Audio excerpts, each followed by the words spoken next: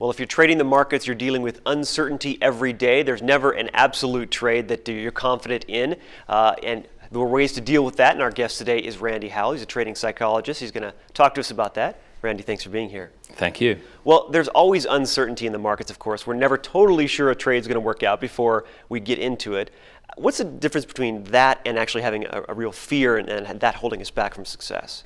Well, once you recognize that uncertainty is the rule, if you see yourself as a surfer on an ocean, on a wave, the wave could care less if you're there or not. And it's really uncertain until you develop the skills, the edges, to be able to surf it properly. Same thing applies in trading, is that uncertainty is the rule. However, if you're walking in and triggered to fear, rather than, the risk of uncertainty, what happens is suddenly you start thinking fearfully. You start finding fearful solutions. You start hesitating. Or you might do impulse trading to get out of the trade. And the uncertainty, you need a different emotional state. You need to be able to build and develop impartiality, a sense of courage, and a sense of powerful discipline. All that lives within you, and you can grow it so that dominates the thoughts in the mind.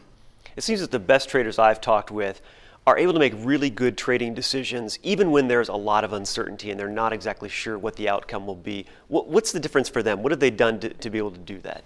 Well, it may be they've been phenomenally lucky and born into families where learning how to deal with uncertainty was encouraged. Most of us do not grow up in families that deal with uncertainty well. We end up trying to be perfect. We're trying to avoid mistakes. So what happens is a really good trader moves beyond focusing on loss, focusing on making mistakes. He's looking at probabilities and is into curiosity. And he's developed the kind of what I call the impartiality to evaluate. But he's also developed the instinctual ability to be able to intuitively take his hunches to a different level because he's not accessing the intuition from something like fear. He's doing it from a different part of himself. And that is what emotional regulation and the development of what I call the heroes within the self can actually bring forth. All right, so if I haven't grown up in that environment where I'm used to dealing with the uncertainty, is there a way I can kind of develop that? Oh, absolutely. We're all born with these instinctual potentialities.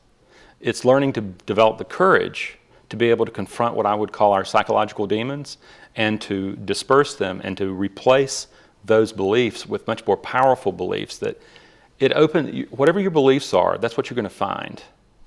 And if you're going to look at an ocean, like if I were to get on a wave in Hawaii, I would end up in fear. Okay?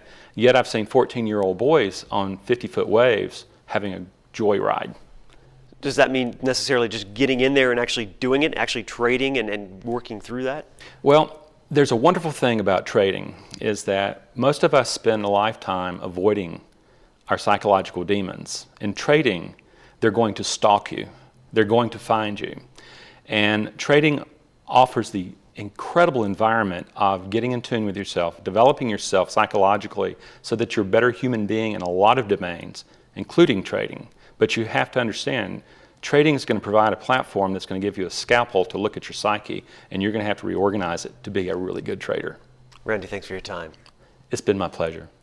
You're watching the MoneyShow.com video network.